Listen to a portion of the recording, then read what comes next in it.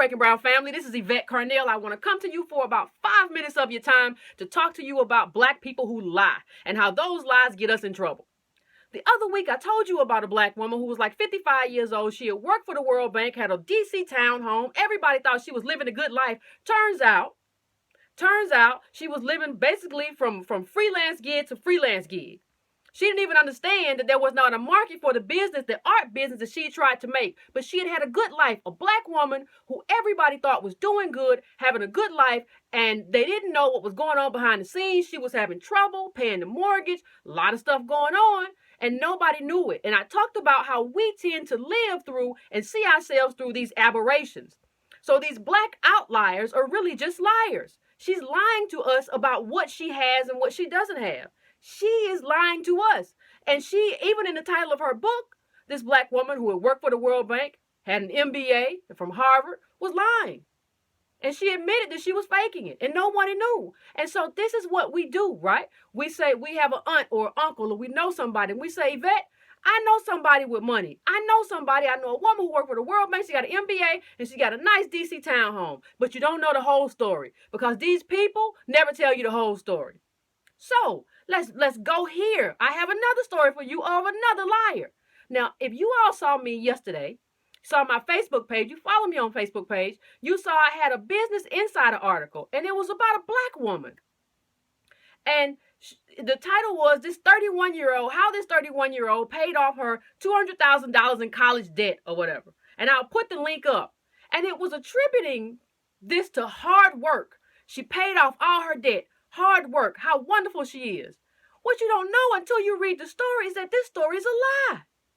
She didn't do anything by herself. You find out that her mother not only gave her a condo, her mother also gave her a job at the nonprofit that she managed. You found out that the woman got married, so she got her a husband to help her out. You find out that she also moved in with her parents and her grandparents to get help out from them. So what you see here is a multi-generational effort. The title of that article should have been Multi-Generational Wealth Transfers Pay for 31-year-old woman's college debt. That should have been the title, because that's what happened. She needed her parents, grandparents, and spouse to pay for that debt.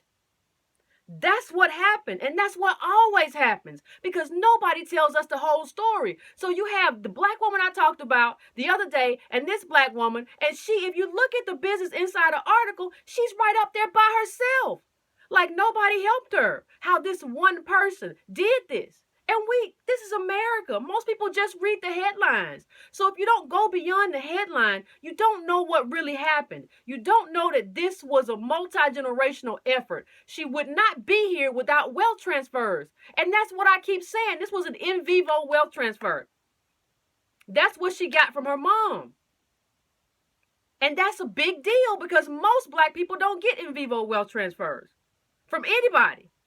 So, what I'm trying to get through to you is when you look at these stories, what you're seeing is that these wealth transfers matter. A lot of people try to act like they don't and try to act like I'm being crazy. Oh, Yvette, I've seen people that do it. No, you haven't. You just think you have, because they're lying to you. Nobody tells the whole story. If you had met this woman in the street, I guarantee you she would have told you, if you asked her, how did you pay off your debt so quick? She would have said, I worked hard.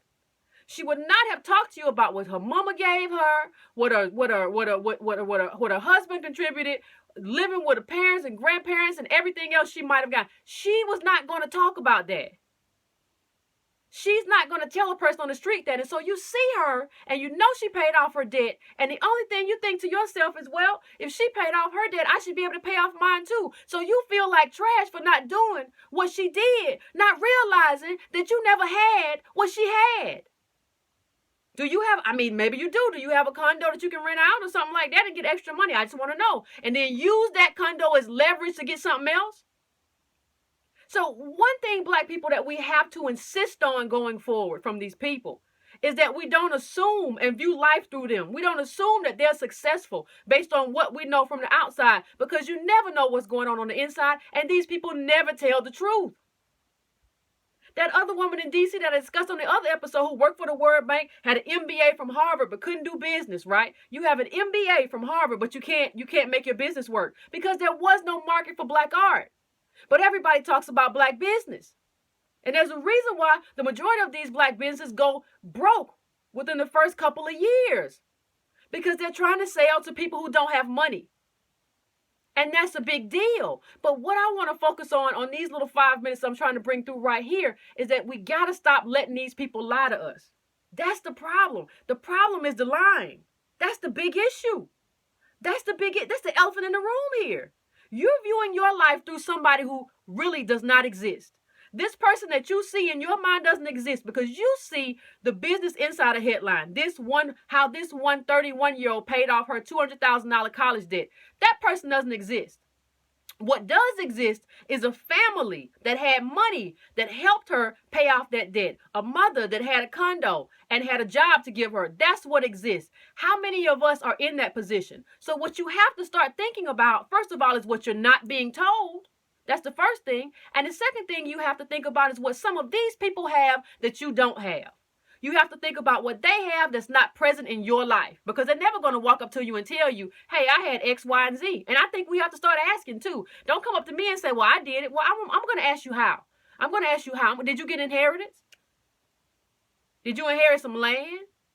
Did you inherit some money? Like, tell me. I want to know the truth.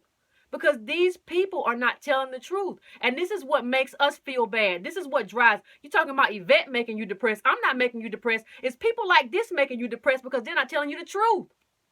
So what I'm saying, black people, is that it's time to stop being lied to. It's time to just stop listening to these people. We just like to let people talk. And we'll like let this woman talk and be like, oh, that's wonderful. We won't ask not one question. No, I'm going to ask some questions. Who helped you? When did they help you? At what age? Where'd you go to school? Did your parents pay for your education? Did you get a down payment on your home? Did they pay your home outright? Don't lie. And I think that's what has to happen. And we have to realize that we can't view ourselves through these people because the data shows you that they don't exist. The data is people. Don't tell me I know someone. No, you can't, because the data is true. And these people aren't showing up in the data, which means that they're liars. So I just want to leave you all with that. And thank you. And I'll see you on next Breaking Brown Live or the next Quick Hit.